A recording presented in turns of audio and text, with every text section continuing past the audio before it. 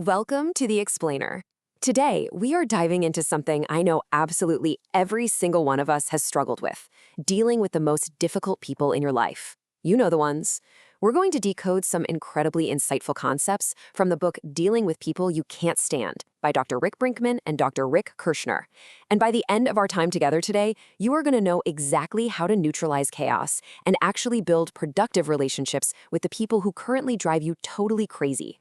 So, let me ask you, do you know someone who is just absolutely unbearable? If you're familiar with classic television dramas, you probably remember characters like Aunt Fathia, the ultimate nagging, greedy, and intrusive relative, right? Everyone around her, from her husband to her kids, found her incredibly annoying. But if you look just a little closer, her universally annoying behavior actually stemmed from deeply misunderstood, protective motives. She was really just trying to look out for her family, even if her execution was, well, terrible.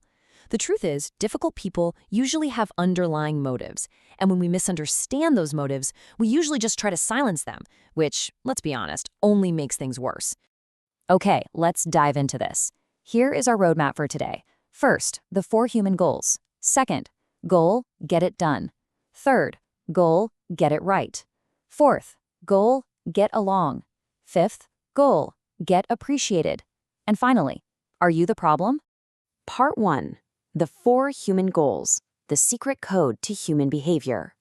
Here's the big secret. Every single piece of bad behavior you encounter is simply a panicked defense mechanism. It's a reaction that gets triggered when one of 4 fundamental human goals is threatened. When people feel they can't achieve their goal, they start acting out in ways that make them pretty much impossible to deal with.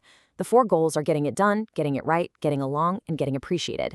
When these specific goals are threatened, the corresponding negative responses are control, pessimism, approval-seeking, and attention-seeking. Realizing that a difficult person is actually just a threatened person, that is a massive paradigm shift. It instantly turns pure frustration into strategic empathy. Part 2. Goal, get it done, the controllers. When someone's primary goal is simply to get it done, and they feel their ability to complete a task is threatened, they aggressively resort to dominance and control. The most prominent personality in this category is the tank. Imagine a guy named Mazen, a brand new employee. On literally his second day, his boss storms over, yelling aggressively that there's no room for lazy people and that thousands of people would pay to have his job. That boss, he's a tank. When they think a task is failing, they ruthlessly attack, completely steamrolling anyone in their path. So how on earth do you handle a tank? Here's the playbook. Step 1. Hold your ground. Don't run and definitely don't shrink away. Step 2. Interrupt their attack by calmly repeating their name over and over until they pause and actually look at you. Step 3. State your point firmly and no more than 2 sentences using I statements, like, from my perspective, you are firmly proving you're listening to them, but you are absolutely not backing down. The second personality in this get-it-done category is the know-it-all. Let me give you a quick example. Dr. Atef, a new doctor, wanted to introduce modern nutritional treatments to the clinic, but his older boss, Dr. Salah, arrogantly rejected the idea in front of a whole conference. He called it idiotic because he only believed in surgery and pills. The know-it-all insists on their way and views any alternative method as a direct personal challenge to their authority. To manage a know-it-all, you absolutely cannot challenge them directly. Step 1 is to prepare flawlessly. Trust me, they will look for any tiny mistake to discredit you. Step 2, validate their brilliance. Show them you understand their traditional perspective. Step 3, use indirect words. Say things like, maybe we could look at, or what do you think about?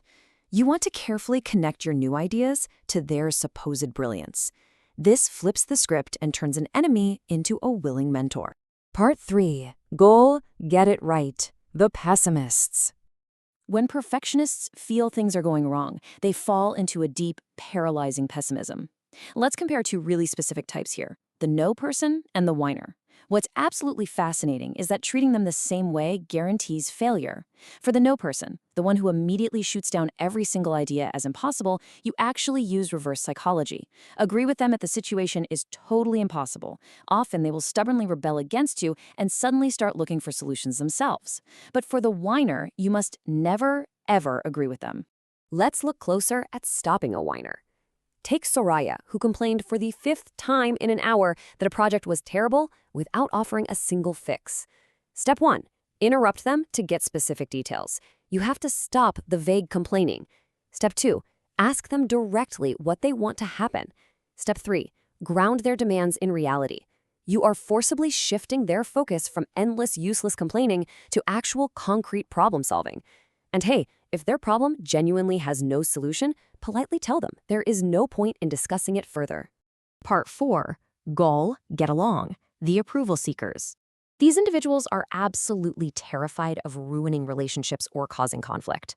So they just abandon logic and personal boundaries to maintain harmony, which ironically ends up creating massive logistical disasters.